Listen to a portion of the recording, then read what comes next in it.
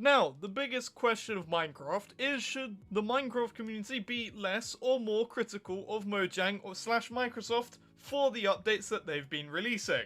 Now, before I discuss this, I want you to ask yourself, do you think the Minecraft community, or you personally, are too critical or not critical enough on Mojang updates wise? And I want to hear if your opinion changes by the end of the video, but let's actually discuss what we're here to discuss today. So I think the best way to start this argument is by discussing the point that is the most strangest, but also connects all the arguments for either side altogether, and that argument is, quote, the game has been out for 15 years and it still has support, so we should be appreciative with what we get. Now, from a non-gaming perspective, this argument is quite literally the strangest one I think I've ever heard.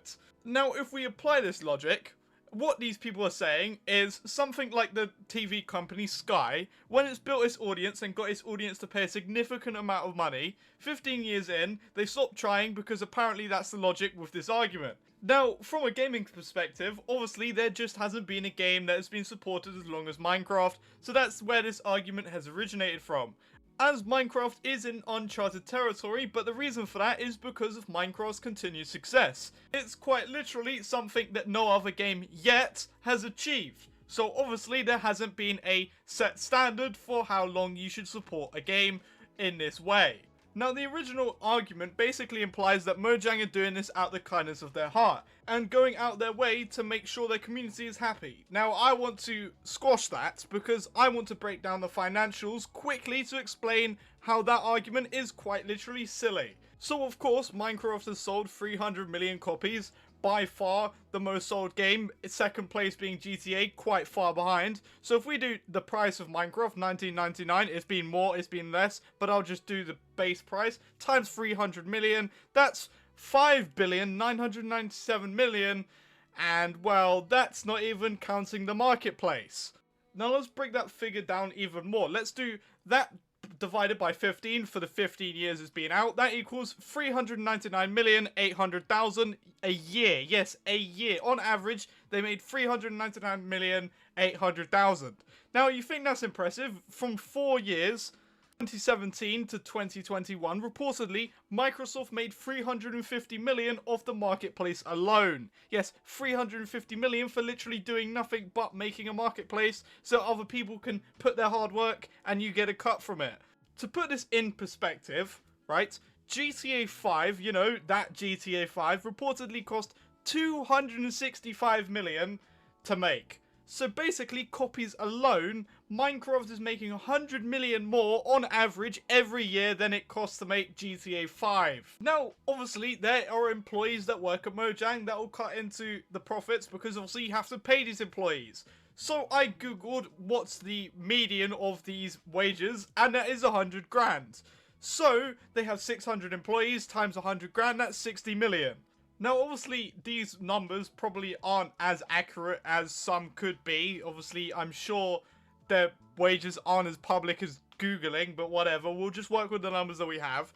So, with 600 employees, they obviously made Caves and Cliffs and the Never Update back to back. And obviously, it's well documented that they did struggle. They did have to put in a lot of overtime to get these updates done.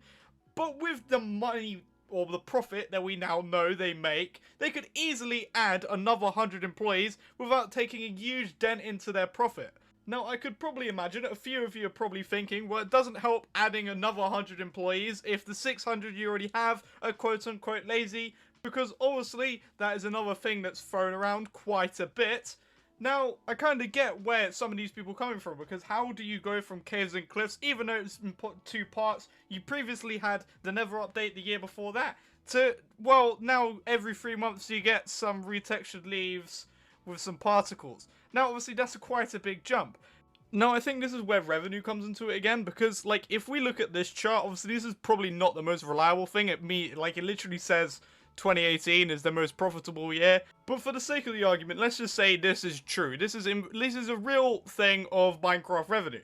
Well, if we look at 2020 and 2021, obviously they had the Never Update and the Caves and Cliffs update. Now, they would put significant amount of more effort into those two updates than they did in 2019, with the B update, right? There's a lot more things in those two updates, but it hasn't been a massive revenue jump. And obviously it's well documented, they did do more overtime, therefore you get paid for overtime. Whether they did or not, I don't know.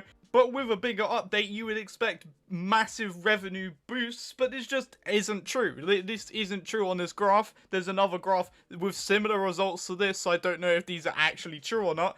But if this was the case, it may be the case that Microsoft's gone like, hey, there's no point making these large updates because there isn't enough evidence for it to be profitable enough. Because if you're spending more time, paying your employees more because they're doing overtime, but then you're not getting the rewards for it, there's no point realistically doing it.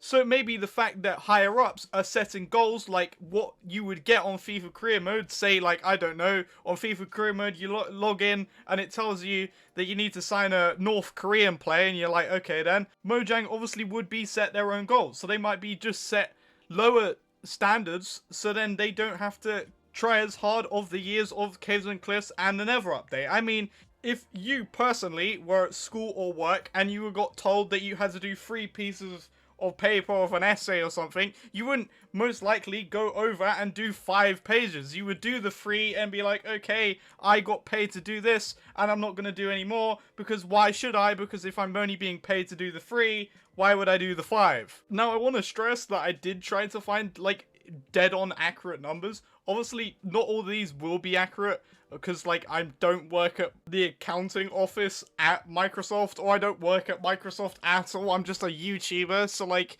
this is just all public information off of websites that like I think are true. I don't know.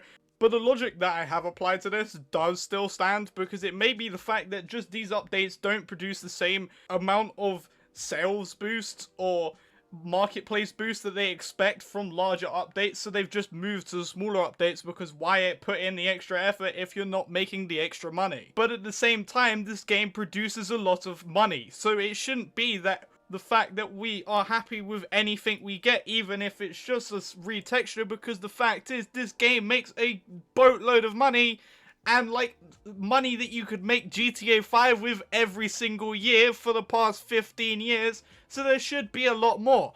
But there may be red tape, so that's what I'm saying. People should be critical and should say, hey, this isn't good enough, but at the same time you've got to remember, hey, maybe the massive multi-trillion-dollar company is most likely putting a bunch of red tape on the multi-billion-dollar company.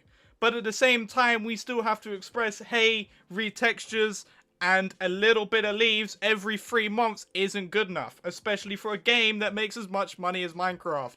But I want to hear your opinion on this, because everyone's opinion is as equal as each other's, unless you work at Microsoft or Mojang, well then you know what's actually happening. But if you enjoyed this video, leave a like, and if you want to see future content like this, then consider subscribing. But thank you for watching, and goodbye.